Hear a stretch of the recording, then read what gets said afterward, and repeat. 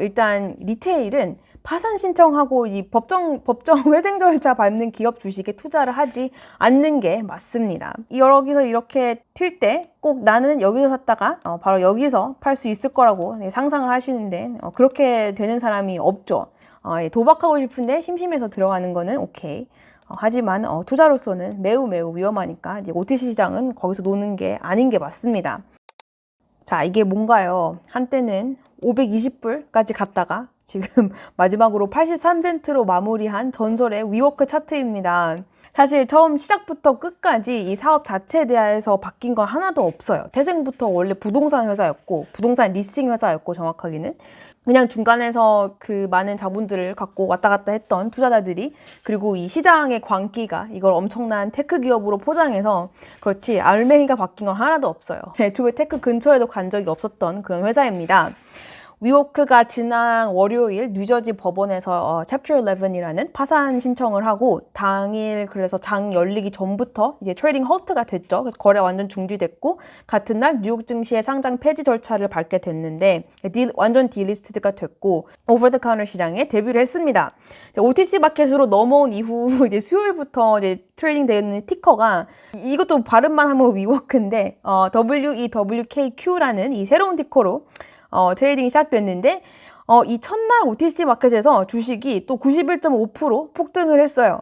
예전에 제가 또 여러 번 다뤘던 이 Bed Bath & Beyond, BBBY 그리고 hertz 주식 기억나시는지 모르겠지만 이런 주식들을 파산 전후 이제 주식 거래에 대해서 설명했던 영상이 있는데 이제 패턴이 똑같습니다.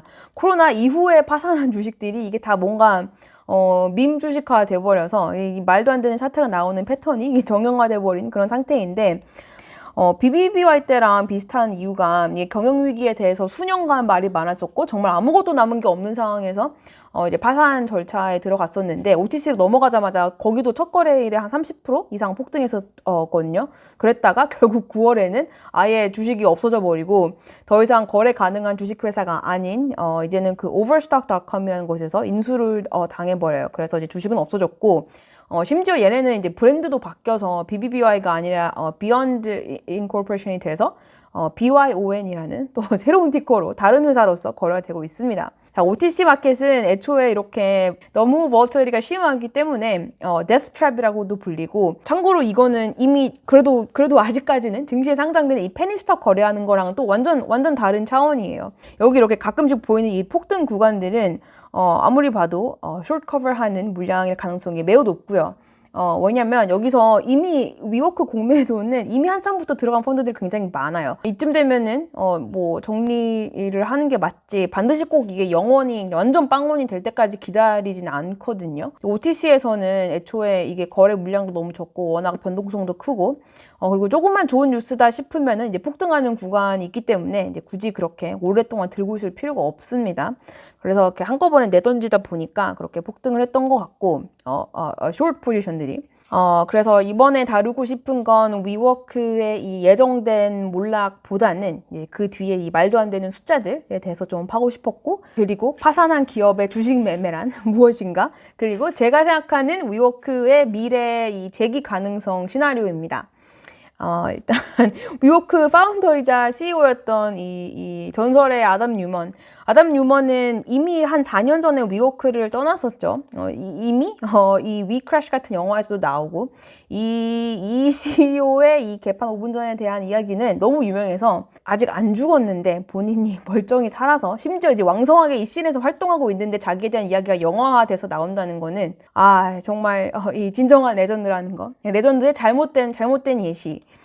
애초에 경영이라는 걸 하면 안 되는 인물인데 이 사람 에티컬 이슈 너무 많고 심지어 몇 가지 예시만 들어도 예를 들면은 위워크 전성기 때는 회사 돈으로 프라이빗 젯 몇 대씩을 사지를 않나 자기가 직접 개인이 소유한 부동산을 위워크랑 임대 계약 맺어버려서 계속 현금을 빼가지 않나 그럼에도 불구하고 참 이 묘한 매력이 있는 사람이라서 항상 이 굴지의 이 투자 기관들이 막 조 단위로 돈을 퍼다가 줘요. 이제 그렇게 이제 10년이 갔었죠.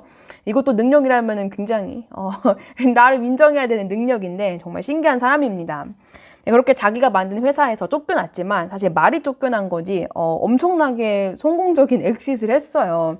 그렇게 엑싯하면서 받은 돈만 이제 캐시가 1빌리언을 받았고 한동안 혼자 뭐 잘 먹고 잘 사는가 싶다가 작년에는 또 플로우라는 새로운 사업을 시작한다면서 또 시작부터 미국에서 가장 크고 유명한 A16Z라는 벤처 캐피털한테 단독으로 $350 million, 3억 5천만 달러를 시드 투자를 받고 또 한 번 조명을 받기도 했었는데 뭐 작년에 제가 이 영상도 있습니다. 얘기를 했던 위워크가 이렇게 극적 상장을 한 이후에서 사실상의 몰락의 길을 가다가 결국 이번 주에 파산 신청을 했는데 아까도 말했지만 이게 정확히는 Chapter 11 Bankruptcy Protection이에요. 파산 보호 신청을 한 거기 때문에 이 말은 회사가 아예 그냥 사라지는 게 아니라 어떻게든 회생 절차를 밟아서 채무자들한테 빚 청산하고 남아있는 자산을 선수인 채권부터 차례대로 돌려주는 건데 문제는 얘네들이 돌려줄 게 별로 없다는 거.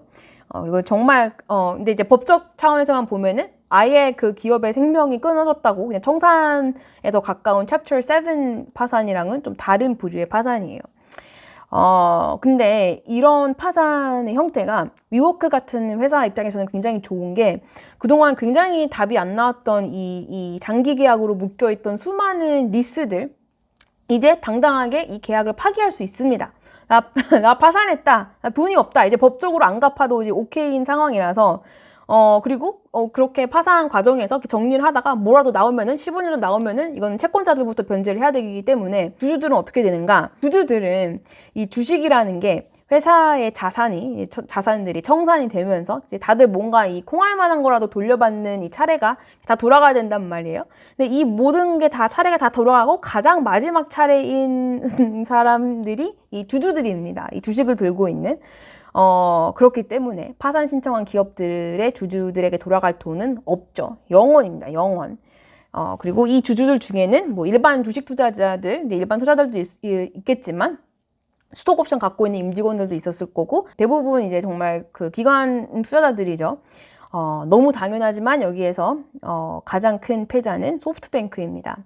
이미 뉴스에서 많이 나왔는데 이건 뭐 어떻게 전혀 뭐라 할 말이 없는 수준인데 위워크 투자 이 한 건으로 얘네 때문에 잃은 손실 규모가 14 빌리언이라고 지금 집계가 되고 있는데 아마 이 역사상 하나의 스타트업 투자건에서 이 정도 손실 난 경우가 아마 전무후무할 거예요. 네, 이 소프트뱅크랑 위워크의 관계가 본격적으로 시작된 거는 안 좋은 의미에서 본격적으로 시작된 게 2019년부터인데 그때 당시 이제 한창 IPO를 계획하고 있었던 위워크가 이제 IPO가 안 되죠. 이제 IPO를 그래서 어쩔 수 없이 미루게 되었고 그리고 그 과정에서 사실 공시상으로 이제 수면 위로 드러난 수많은 이 문제들, 이 병폐들 때문에 도저히 IPO 할 수가 없는 상황이었어요. 특히 그 밸류에이션에서. 그렇게 휘청이던 상태에서 베일아웃 수준의 이 폭풍 지원을 했던 게 손정희입니다. 그리고 그때 당시도 이게 굉장히 큰 논란거리였어요. 도대체 무슨 생각이냐, 뭘 보고 왜 저러는 것인가. 이렇게 패자가 있으면은 승자도 있는 법이죠. 아이러니하게도 이렇게 파산을 함으로써 회사가 망함으로써 가장 큰 이득을 본 건 바로 이 쫓겨난 파운더 CEO 아담 뉴먼입니다. 사실 아담은 옛날에 이미 대부분 지분 정리는 다 했어요. 다 하고 이제 엑시트를 했던 건데 2019년에 이제 쫓겨났다고 했잖아요. 근데 뭐 그러거나 말거나 그때 당시 그게 거의 빌리언 달러 엑시트였고 이게 가능했던 게 CEO였던 당시에 꾸준히 그 말도 안 되는 밸류에이션 받은 걸로 지분 매각을 계속 해왔었고 아직까지도 논란이 되는 그 정말 희한한 엑시 패키지 덕분에 그게 규모가 어마어마했기 때문에 참고로 이 엑시 패키지 딜들 중에 소프트뱅크가 했던 또 정말 희한한 게 하나가 있는데 예를 들어서 개인 대출을 내줬어요. 퍼스널 론을 내줬는데 그게 규모가 430 million어치 그러니까 하나로 뭐 5천억 원이 넘는 돈을 퍼스널 론을 해줬고 그에 대한 담보로 가져갔던 게 위워크 주식이에요. 위워크 주식을 콜라테럴 삼아서 대출을 한 거예요. 참고로 이런 종류의 이런 약간 특혜 같은 게 하나였던 게 아니라 정말 수많은 컨센션들이 있었고 그 수많은 컨센션들 중에서 하나의 예시입니다. 엑시트한 이후에도 아주 조금 남은 지분이 있었는데 회사가 파산을 하니까 그 얼마간의 주식 가치조차 다 사라져 버렸잖아요. 이게 2021년 가을까지만 해도 지금 아담 뉴먼 지분 남아있던 거 가치가 그래도 한 500 million 정도 됐었는데 그게 지금 이제 그때로부터 마이너스 99% 떨어졌기 때문에 이제 한 4 밀리언도 안 되는 상태이고 그냥 없어진 거죠. 근데 없어졌는데 완전 좋아요. 완전 좋은 이유가 아까 이 소뱅에서 돈을 얼마나 빌려왔다고 했나요? 5천억 원 이상의 돈을 빌렸는데 이걸 뭐로 담보로 했었냐면 그 위워크 주식으로 했었단 말이에요. 아담 뉴먼 입장에서는 그 담보가 되는 위워크 주식이 지금 빵원이 됐으니까 그냥 빌려준 돈 안 갚으면 돼요. 안 갚아도 가져갈 게 없어. 그냥 그 담보가 넘어갔는데 그게 0원이니까. 아이러니하게도 이제 위워크 주가가 0이 된 덕분에 아담 뉴먼은 또 한 번의 수억 달러치 횡재를 얻게 됩니다. 참고로 위워크 이 피크 시절 아담 뉴먼 자산 가치가 한 10빌리언 정도 됐었는데 물론 그만큼은 아니지만 지금도 많아요. 지금은 한 거의 2빌리언 정도 된다고 하니까 하나로 한 2.34조? 그리고 이번 파산을 함으로써 또 이제 500 밀리언 늘어나서 이제 한 3조 원 넘는 또 빌리어네어가 또 탄생을 하고 있습니다. 이 2010년, 2020년이야말로 이 전 세계적으로 이런 특히나 이 테크 스타트업들한테 현금을 쏟아부었던 시기라서 이게 뭔가 결국엔 누가 더 많이 부풀리는 게임이었던 것 같은데 그거를 1등으로 잘했던 사람이 바로 이 아담 뉴먼이에요. 처음부터 이게 애초에 무슨 돈이 그렇게 많이 필요한 사업인가 했어요. 왜냐면 이게 그냥 원래대로라면은 단기 계약 중개해주는 그냥 브로커 사업이나 제대로 했으면은 애초에 그 정도 돈이 절대 필요가 없는 사업이었고 이게 뭔가 엄청난 기술이나 거대 인프라가 필요한 것도 아니고 그렇다고 막 엄청 고급 인재들이 필요한 사업도 아니고 아무것도 아닌데 그래서 아무튼 이렇게 손실 본 기관들이 한두 개가 아니게 됐지만 이건 하나도 뭐라고 할 게 없는 게 애초에 아무것도 아닌데다가 왜 그렇게 돈을 퍼주고 이 excess after excess 이 캐시 파티를 하게 만들어 놓고 와서 이제 와서 이제 너 왜 그랬냐고 하면은 이들도 할 말이 없습니다. 자, 원래 코미디랑 비극은 한 끗 차이라고 또 하나의 코미디가 있는데 이 문제의 CEO가 떠나고 나서 이제 위워크는 이제 뒷수습을 해야 되니까 이제 뭔가 처리를 하려면 여기저기 돈 빌린 데가 많아요. 그리고 게다가 그 시기도 하필 이제 코로나 터지고 오피스 부동산 전체적으로 다 망하고 그랬는데 당연히 돈 쓸 데가 많았겠죠. 이거 다 이제 좀 처리를 해야 되는데 예를 들면 2월에 또 한 470 million 정도가 되는 이 대출을 받았는데 이 대출을 파이낸싱 해줬던 사람이 이 사람입니다. 이 라지브 미즈라라는 사람이고 이 아저씨가 자기가 운영하는 어떤 이 펀드에서 돈을 빌려줘요. 위워크한테 잘 좀 살아남아 보라고. 이 펀드를 보니까 이 중동에서 이제 자금을 끌고 와서 규모도 커요. 한 7빌리언어치 펀드인데 여기서 돈을 빌려줬는데 웃긴 게 이 사람이 이 펀드의 펀드 매니저인 동시에 또 파트타임 소프트뱅크 익제큐티브입니다. 그래서 이게 뭔가 페이퍼상으로 봐도 그래도 이상해. 위워크에 빌려준 자금은 자기가 운영한 이 따로 펀드에서 나가는데 이게 소뱅이랑 직접적인 어필리에이션은 없지만 일단 자기는 또 다른 파트타임으로서 일을 해주고 있고 근데 이 아저씨 얘기를 하는 이유가 뭐냐면 이 돈을 엄청나게 벌었어요. 이게 왜 이 위워크 덕분에 이 사람이야말로 또 다른 승자인 게 이렇게 대출을 해주고 한 1,300억 원이 넘는 수익을 본 케이스입니다. 왜냐면 이 대출 조건이 뭐였냐면 letter of credit이라는 이제 신용대출을 해준 건데 여기에 뒤에 이 위워크에 빌려준 신용대출 뒤에 보증인이 소프트뱅크예요. 그래서 한마디로 만약에 위워크한테 어떠한 일이 일어나서 돈을 못 갚는 상태가 온다. 그러면은 소프트뱅크가 대신 갚아주겠다라는 조건의 대출을 이 아저씨가 한 거예요. 그런데 지금 그 어떤 일이라는 게 일어났잖아요. 파산해서 이제 못 갚게 됐으니까. 그래서 그거를 소프트뱅크가 전액 갚아주게 된 거고 대신 그리고 심지어 이게 조기 상환을 한 꼴이 돼서 이 돈 빌려준 이 아저씨 입장에서는 완전히 수익 엄청 난 거죠. 이게 심지어는 이게 18개월짜리 대출이었는데 그리고 15%씩 되는 이자에 이제 18개월 동안 이자 비용까지도 이제 무조건 변제해주는 그런 조건이 붙어있던 그런 대출이었는데 실제로 이걸 지난달에 소프트뱅크가 전액 상환을 했다고 합니다. 만기보다 이제 훨씬 빠르게. 그래서 뭐 이런 일도 일어났어요. 3월까지만 해도 한 13%를 들고 있던 이 소프트뱅크 비전 펀드 1호 여기에 이 펀드에서 2017년부터 위워크에서 돈 엄청 들어갔단 말이에요. 바로 이 펀드의 파트타임 매니저인 이 아저씨가 도대체 이거 뭘 하는 것인가? 결국 자기가 자기한테 돈 빌려준 거잖아요. 그런데 다른 사람이 대신 와서 갚아줘. 이자 15%씩이나 쳐줘서. 네, 그래서 그렇게 막장인 사람들은 그렇고 이제 이거를 좀 되살려 보려고 열심히 뛰어다니는 사람들이 있어요. 바로 이 위워크의 새로운 경영진입니다.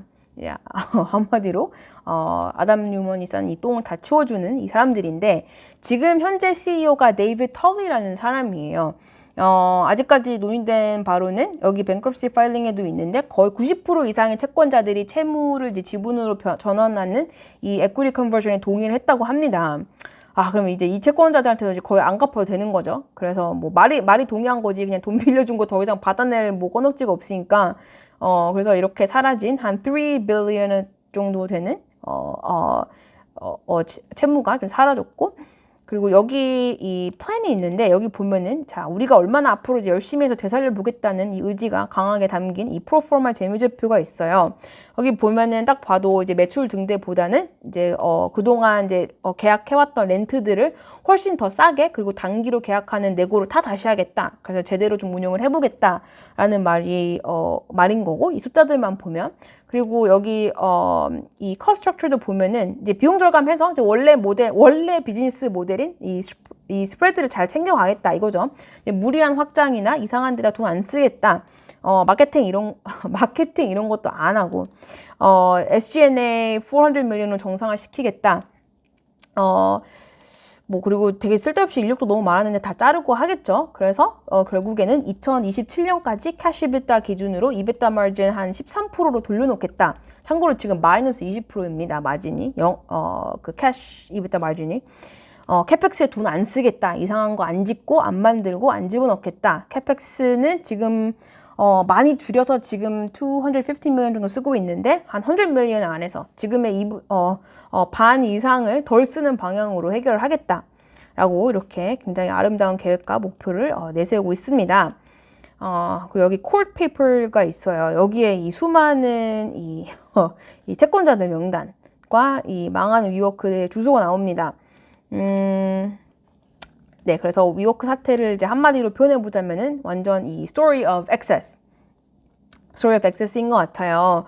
여기 장기 계약했던 오피스들이 정말 문제였는데 이게 장기 계약 자체도 문제지만 이게 2010년대 후반 2017년, 19년까지 완전 미국 오피스 부동산 그 호황 피크 가격에 다 계약이 되어 있는 부동산들이고 그리고 또 이제 위워크 하면은 떠올리듯이 이제 5만 가지 화려한 인테리어 다 하느라고 그런 공사 비용 뭐 이런 저런 비용들에 쓰인 돈만 해도 어마어마했고 그러다가 2020년 이제 코로나가 찾아오면서 상업용 부동산 특히 이제 오피스 시장이 완전 무너져 내리면서 위워크는 이제 아무도 안 쓰는 오피스들에 대해서 장기 계약이 굉장히 비싸게 묶여 있는 그런 상황이 된 거예요. 6월 기준 위워크의 영업 손실은 16억 달러. 순손실만 보면은 23억 달러가 있습니다.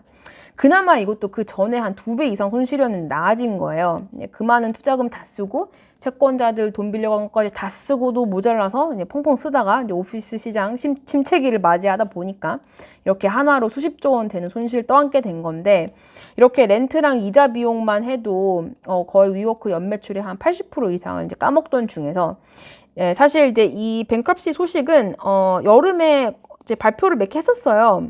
이제 우리 완전히 at risk of going out of business라고 발표를 하면서 CEO가 그리고 그에 대한 이유가 이제 오피스에 대한 수요 자체가 완전히 회복이 안 된다. 이제 위워크 입주사들만 보면은 지금 churn 같은 경우도 예상보다 너무 높게 나온다. 이거 좀 회복 불가능한 상황인 것 같다라고 이제 시장 업데이트를 해주는 내용이 나와요.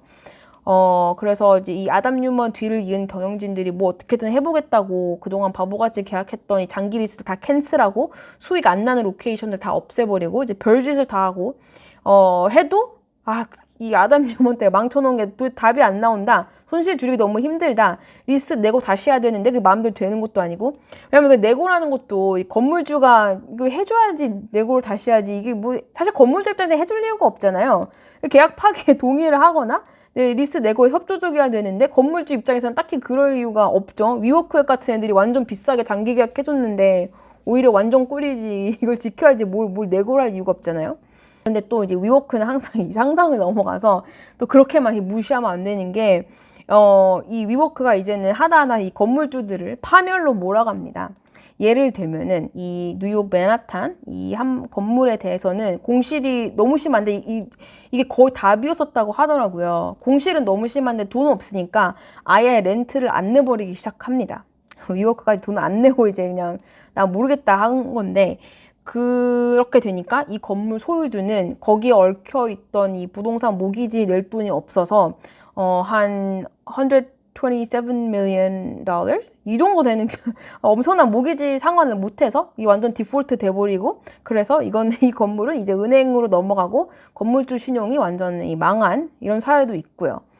그래서 이런 것만 봐도 보면은 이미 한참 전부터 이미 파산 절차를 좀 조용히 준비하고 있었던 것 같아요. 그냥 돈 안 갚기 시작하고 렌트 안 내기 시작하는 거를 보면은 좀 너무 뻔하기도 한데, 그리고 또 이런 거를 가장 잘 알 수 있는 게 얘네들 이사회 구성을 보면은 참 재밌는데, 이 프로필을 보면은 최근에 바뀐 이사회 프로필들이 다 막 무슨 이 뱅크럽시 장인들이에요. 다 막 어딘가에서 리오르그 뭔가 파산한 기업들 다 회생 절차 밟았던 이런 사람들 다 데리고 오고, 뭐 balance sheet advisor at UBS, 뭐 Lazard restructuring group에 있었던 사람들, 되게 유명 월 스트리트 기관들에서 이런 거 파산 전문으로 이거 하는 이런 뱅커들 데리고 오고, 뭐 chief restructuring officer 이런 사람들 데려오고, 다른 기업들에서 구조조정만 전문으로 한 뭐 이런 파산 전문 인력들로 이사회를 채워나갈 때부터 뭐 알아봤지만, 그렇게 high rent, low occupancy라는 말도 안 되는 상황을 한 수년간 지속해오던 위워크가 만신창이가 되어서 이렇게 파산을 했습니다. 자, 이제 여기서부터는 좀 제 의견인데, 저는 위워크가 이렇게 파산을 함으로써 사실 이제야말로 좀 다시 재기를 할 수 있지 않을까. 적어도 이제 북미 지역에서는 아예 그냥 렌트 못 내겠다고 선언하고 리스 다 캔슬해버릴 수 있는 이런 법적 권한까지 생겼거든요. 그리고 이제 앞으로 한 400개 넘는 지점들에서 완전 원점으로 돌아가서 더 제대로 된 가격에 이제 리스를 내고할 수 있는 상황이 된 것 같아요. 이렇게 되면 이제 좀 제대로 된 이제 부동산 리스 회사를 거듭날 수 있지 않을까, 라는 생각인데, 애초에 지금 여기 가장 마지막에 공시됐던 이 자료를 보면은, 이 장기 계약했던 건들이 나와요. 여기 2024, 5, 26, 27년, 이게 만료되는 그 계약들이고, 그 계약들의 그 가치 다 막 2 billion, 2.5 billion 나오잖아요. 근데 그거는 그나마 양반이고, 2028 and beyond, 2028년 이상으로 계속 가는 이 장기 계약건들만 15 billion dollars어치가 있었다는 거예요. 애초에 뭔 장기 계약을 10년, 20년 동안 이런 피크 가격에 해두는 게 말 되는가 싶은데, 이건 애초에 위워크의 이 비즈니스 모델 잘못된 게 아니라 공유 오피스 모델 자체는 유효합니다. 저도 공유 오피스 있어요. 지금 잘 쓰고 있어요. 근데 오피스 부동산 시장의 다이내믹스와 이 경영 방식이 문제였다. 지금 미국 부동산 시장을 좀 보면은 여기 미국 주요 주요 도시들 오피스 부동산 평균 공실률이 나오는데, 딱 봐도 코로나 전후로 확 차이가 나죠. 지금은 거의 20%가 넘는 게 평균인 그런 상황입니다. 물론 이거조차도 지역마다 편차가 되게 크지만, 그리고 여기는 이 버스턴 프로퍼티즈라고 이제 또 미국 부동산 회사인데, 얘네들 이제 가장 최근 분기 보고서에 나온 숫자들을 보면은 사실상 이 공실률이 크게 빠진 애들은 전체 오피스 시장이 한 10%밖에 아니에요. 그렇다는 말은 결국 잘 된 애들만 지금 잘하고 있고, 망한 애들은 한없이 망해가는 그런 오피스 시장이라는 거, 이 강력한 빌딩들만 살아남는. 미국이 그래도 요즘엔 좀 정신을 많이 차리고, 특히 뉴욕 같은 경우에는 이제 뱅크들이나 이런 펀드회사, 금융회사들 중심으로, 야, 너는 진짜 이제 사무실 나와서 일 안 하면 잘라버리겠다고 모든 CEO들이 강력하게 이 return to office를 밀어붙이고 있는 상황이기 때문에, 하다 인덱스까지 생겼어요. 여기 back to work index. 그래서 이 도시별 에버리지를 보면은 그래도 뉴욕이 좀 많이 많이 정상화되고 있죠. 그래서 이 코로나 전 시절을 한 100으로 봤을 때 그래도 아직 50 넘기기 힘들다. 그래도 아직 50 넘기기 힘든 상황이라서, 그래서 아무리 좋아져도 한 60, 70 정도까지가 뉴 노멀이 되지 않을까, 그런 우려 섞인 컨센서스가 생기고 있는 것 같습니다. 이 차트는 net absorption이라고 상업용 부동산에서 쓰이는 지표인데, 전체 오피스 임대 가능 이 스퀘어 푸티지에서 공실 면적을 차감한 이 면적이에요. 리츠 회사들이 이런 거 많이 보는데, 자기가 이제 소유한 부동산에 들어온 이 테넌트들의 상태에 따라서 이 net absorption이 어떻게 변하는지를 이제 집계를 하는데, 올해 상반기까지 집계된 net net absorption 추이가 이제 2020년 코로나를 시작으로 폭락했다가 공실률 그때 거의 뭐 한 100이었겠죠. 그러다가 2021년, 22년 넘어가면서 크게 반등을 했는데 이 반등 구간은 그 전보다 훨씬 더 크잖아요. 코로나 이전보다. 그래서 왜 그랬을까 생각을 해보면 그 이유가 이 오피스 시장이 전반적으로 괜찮아져서가 아니었던 것 같고 오피스 시장 너무 죽어서 이 시장에서 사라진 매물들이 많아졌고 심한 경우에는 뭐 아까처럼 그 채권자들이나 은행들이 한테 넘어갔겠죠. 그래서 애초에 이 리서버한 이 임대 가능 오피스 면적 자체가 줄어든 상황에서 공실률 해결하려고 렌트 가격 엄청 깎기 시작했을 때가 딱 이맘때거든요. 컨세션 주고 막 공짜로 그냥 들어와 있어라. 일단 공실 채워야 되니까. 네. 참고로 저도 이 시기에 공짜 오피스 굉장히 많이 썼습니다. 아마 그때 위워크를 공짜로 한 6개월 썼던 시기가 이때였어요. 하도 많이 컨세션을 줘서. 그래서 이런 반등이 있었던 것 같고 그 이후로는 지금까지 꾸준히 좀 하락하고 있죠. 공실률이 해결이 아직도 안 됐다는 뜻입니다. 그리고 이게 말이 되는 게 그 영원할 것 같았던 이 테크 인력 시장에서도 작년부터 이제 레이오프도 크게 있으면서 그리고 오피스 자체를 그냥 없애버렸어요. 예를 들면 이 메타 같은 경우에는 또 이제 막 야심차게 뉴욕 오피스 확장한다 어쩐다 했다가 이 난리 법석을 기사에다가 뿌리고 하다가 한 1년 만에 다 덮고 굉장히 여러 개의 오피스들을 철수했던 그런 슬픈 사연도 있습니다. 이 사진 보면은 저도 여기 기억나는데 친구가 페이스북에 다녀서 잠깐 들어갔다가 도대체 내가 페이스북에 놀러 왔는지 아니면 아무도 없어서 뉴욕 부동산 모델하우스를 보러 왔는지 굉장히 헷갈렸던 기억이 납니다. 그래서 마무리를 하자면 위워크 사태가 굉장히 재밌는 것 같아요.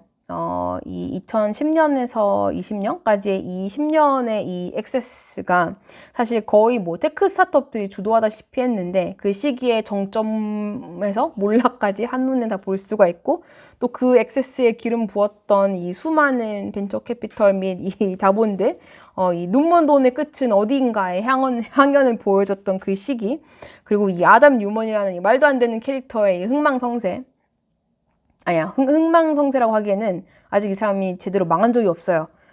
아직도 계속 성공을 하고 있습니다. 여기다가 또 부동산까지 얽혀 있으면서 이제 지금 미국 상업용 부동산 시장의 거의 한 사이클을 전체를 볼 수 있단 말이에요. 이 스토리를 따라가다 보면. 그래서 결국 테크, 부동산, 실리콘밸리, 뉴욕 증시, 미국 자본시장의 이 액세스까지 전부가 요약된 그런 사건이 아닌가 생각이 듭니다. 그리고 여기서 만약에 반전이 있다면 언젠가 혹은 조만간 아담 뉴먼이 나타나서 또 망한 위워크를 또 굉장히 헐값에 사가버리지 않을까. 그럼 정말 대박인데 그런 반전 포인트가 사실 굉장히 probable합니다. 아무튼 저는 이번에 정말 좀만 잘하면은 충분히 다시 회생할 수 있다. 그리고 어디까지나 이 비즈니스의 문제는 이 수익 모델의 문제가 아니라 사람 문제였기 때문에 잘할 수 있을 것 같습니다. 이렇게 이상 10년 동안 테크 기업인 척 하다가 드디어 자아를 다시 찾은 위워크 이야기였습니다.